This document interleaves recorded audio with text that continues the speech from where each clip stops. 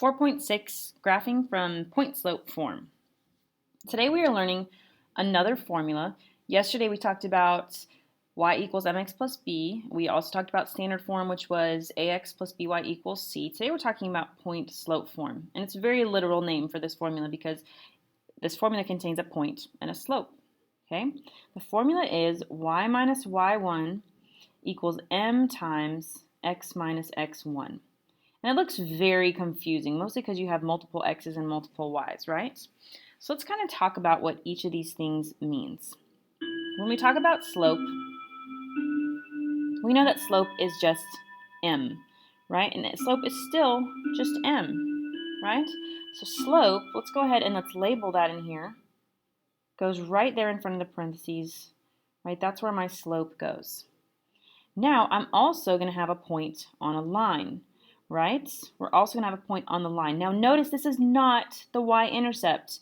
Usually we have the y-intercept to graph, but from this formula, we don't really know what the y-intercept is, but we do know a single point. The point on the line, they're calling x1, y1. So look at my formula. Kind of what this means is that the x point, the x coordinate of the point they're giving us is right here. And it means that the y-coordinate of the points they're giving us is going right here. Notice that they have negatives in here. That means that we're always being given the opposite sign. So point on the line, I'm going to make a little note right here. I'm going to say change the signs. All right, change the signs. So let's go ahead. Let's look at an example. I feel like this will make way more sense once you kind of see it graphed. Okay, example 1. The slope is the number right in front of the parentheses. Right? Can you guys look at my formula? My slope is the number right in front of the parentheses.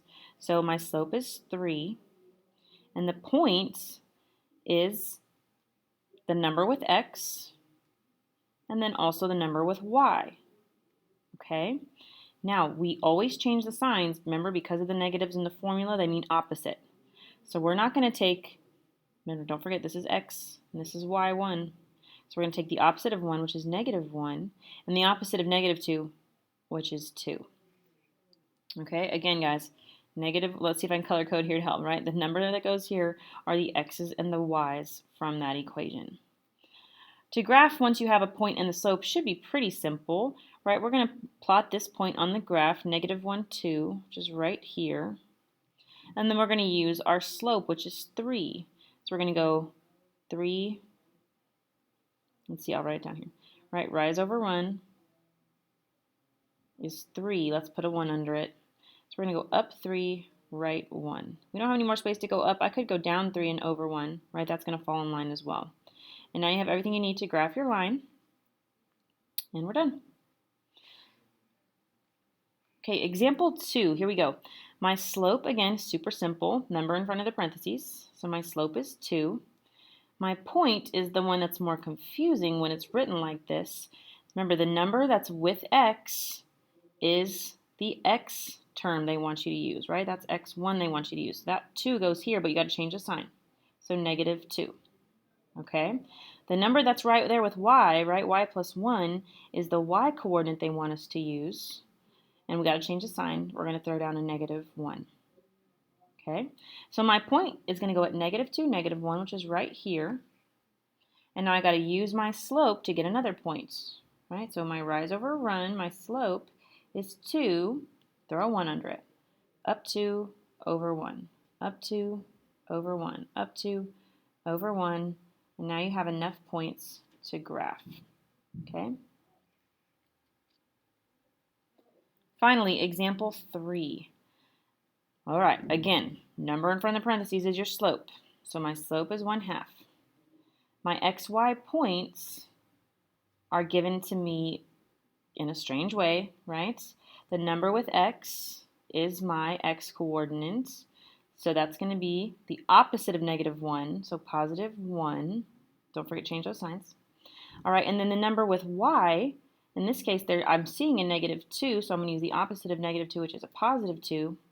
And so this is the point that I'm going to start with on my graph, 1, 2. All right, 1, 2. Now my slope is 1/2, so that's nice. I like fractions with slope. Rise over run, 1 over 2. All right, so up 1 over 2. Up 1 over 2. And you have enough points to graph. Really, you'll need 2 points. And we're done. Okay. Now, I realize that many of us are totally going to forget this formula.